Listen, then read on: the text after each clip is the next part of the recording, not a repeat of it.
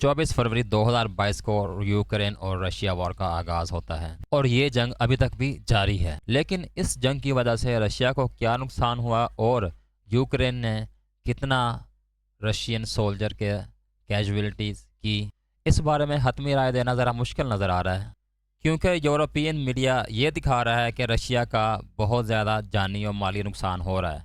लेकिन दूसरी की तरफ कुछ हक़ाइक़ सामने नज़र आ रहे हैं कि जिससे ये नज़र आ रहा है कि यूक्रेन का बड़ा नुकसान हो रहा है। यूक्रेन का जो प्राइम मिनिस्टर है उसने मज़ीद 20,000 फ़ौजियों की भर्ती के लिए दरख्वास्त की है अपने नौजवानों से। लेकिन दूसरी तरफ रशिया डोनबास और डोनेट्स्क की तरफ पेशकदमी कर रहा है, जबकि पूरे का पूरा यूरोप यूक्रेन को बैक कर रहा है। और इस बात को जिस तरह से मर्जी कह लो कि जिसके पास पैसा होता है जंग जीतने के ज़्यादा इम्कानात भी उसी के होते हैं। अब कहने को तो रशिया एक सुपर पावर है, लेकिन अभी तक वो यूक्रेन को पूरी तरह से कॉन्कर नहीं कर पाया।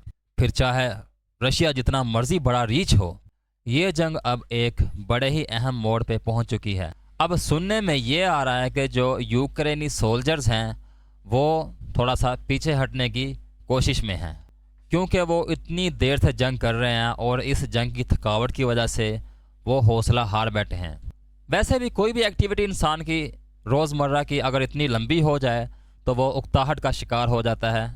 एक यूट्यूबर के मुताबिक सिर्फ़ और सिर्फ 8,000 मीटर्स का फासला रह गया है किसी आबादी पर अप्रोच करने के लिए रशिया की तरफ से, और यूक्रेन को इसमें भारी नुकसान की इतलात मौसूल हो रही हैं।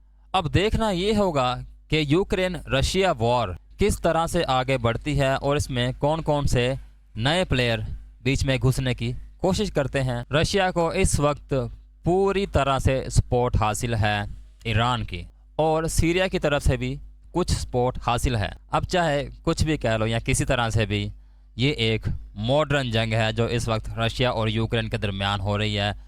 फुल बैलेंस्ड है, दोनों साइड्स को सपोर्ट्स भी हासिल है और दोनों के पास हथियार भी हैं। अब ये 5 मुल्क तुम्हारे सामने हैं, ये सब के सब किसी वक्त में रशिया का हिस्सा हुआ करते थे, लेकिन जब से ये मुल्क रशिया से आज़ाद हुए हैं इन सब ममालिक ने नेटो को ज्वाइन कर लिया है। मतलब ये है कि ये कह सकते हो कि अमेरिका रशिया के बॉर्डर्स के बिल्कुल करीब आ चुका है, और फ्यूचर में यूक्रेन भी नेटो का हिस्सा बनने जा रहा था, यूरोपीय यूनियन का। और जिसका मतलब था कि अगर ये भी यूक्रेन भी यूरोपीय यूनियन का हिस्सा बन जाए तो बिल्कुल ही बॉर्डर पे अमेरिका और नेटो आके बैठ जाती है। और रशिया ने इस कॉन्फ्लिक्ट से यूएसए को ख़बरदार कर दिया है कि दूर रहे।